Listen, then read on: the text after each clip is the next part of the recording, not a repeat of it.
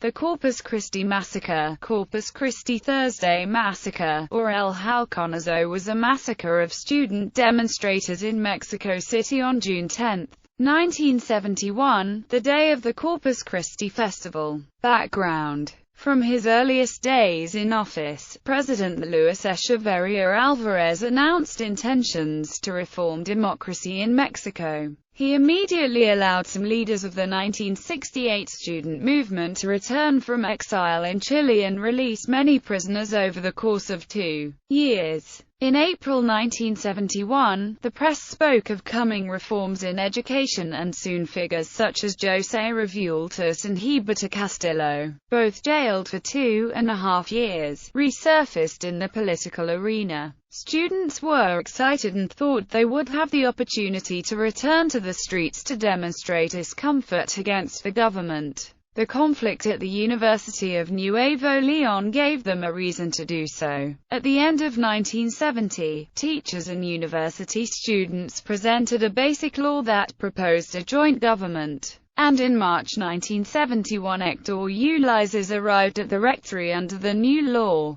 The state government disagreed and slashed the budget, which angered university officials and led to the University Council's passage of a new bill that virtually abolished the autonomy of the institution. The university went on strike and called for solidarity with other universities. The National Autonomous University of Mexico and National Polytechnic Institute immediately responded, and the students called for a massive rally in support of Nuevo León on June 10, 1971. On May 30, the governor of Nuevo León, Eduardo A. Elizondo Lozano, resigned as part of the settlement of the Ministry of Education. With the governor's resignation, by June 5, a new organic law came into force that resolved the conflict. Nevertheless, students decided to march even if the demands were not clear. The Committee Coordinating Committee Control (COCO) was divided, as there were those who thought that the march was useless and would only provoke the government.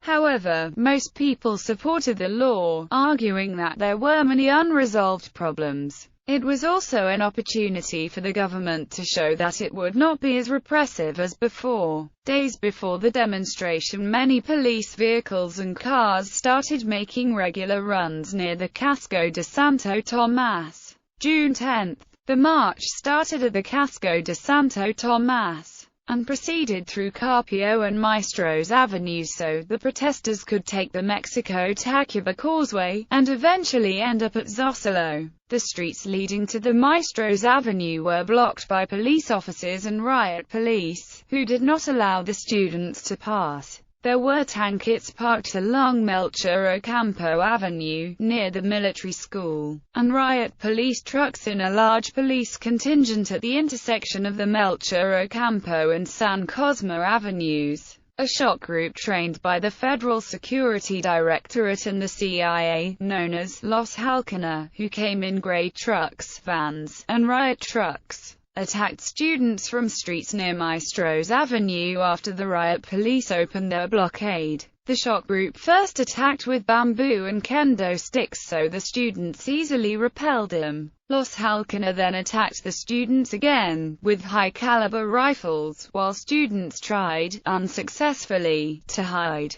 The police did not intervene because they had been ordered not to. The shooting lasted for several minutes, during which some cars gave logistical support to the paramilitary group. The support included extra weapons and makeshift transports, such as civilian cars, vans, police vehicles and an ambulance from the Green Cross. The injured were taken to the General Hospital Rubén Leonero, but to no avail, as the Halcona reached the hospital and there gave the youngsters, many still in the operating room, the coup de grace and took the opportunity to scare the inmates. The death toll was close to 120 people, including them a 14-year-old boy. That night, army elements guarded the National Palace, and Luis Echeverría announced an investigation into the killing and said he would punish the guilty. Alfonso Martinez Dominguez, then Mexico City governor, and Julio Sanchez Vargas, attorney general, denied that there were Halcona, and police chief Escobar blamed the students for creating extremist groups within their movement. A week passed before Escobar accepted that there were Halcona, but denied their involvement in the massacre. The high number of journalists and photographers hit and arrested by Halcona managed to contradict the government's official version. Martinez Dominguez tendered his resignation on June 15 to Echeverria because he was convinced that the protesters had been provoked, among other things, so the government had an excuse to get rid of him. Despite this, Martinez Dominguez was known for many years as Halconzo, in reference to the Corpus Thursday massacre. The number of dead in the demonstration discouraged many students, but also led others to be radicalized, some of whom later formed urban guerrilla organizations.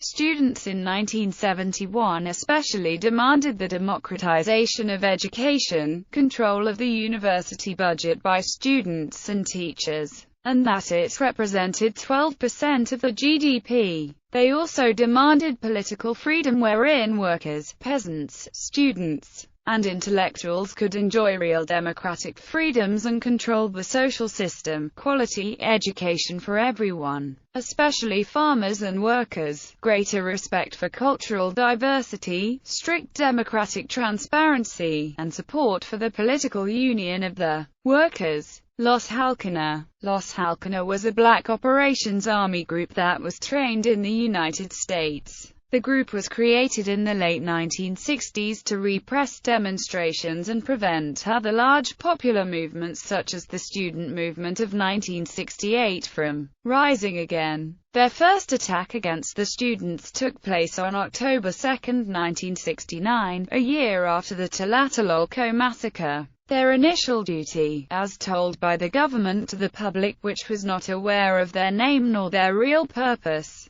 was that there was going to be a police group that ensured the security of the recently inaugurated metro. The members of Los Halcona were identified with nicknames, and its members were of various backgrounds, including sports clubs, the police, and thugs for hire, porras, who were provocateurs created to counter and watch universities. After the Halconazo, the number of Los Halcona members increased exponentially in the UNAM and IPN militaries, which were referred to with the nicknames Maestros, or Paisanos. These militaries had at their command dozens of Halcona, the vast majority of whom had participated in the Tlatelolco massacre, as well as gang members and criminals. The latter were released from jail under the condition that they form part of the new shock group with payment. Legal case. In 2005, it was discussed in Mexico whether the crimes committed in Corpus Christi massacre had expired or whether the criminals could still be judged responsible. On November 29, 2006, Luis Echeverria Alvarez pleaded guilty and was put on house arrest.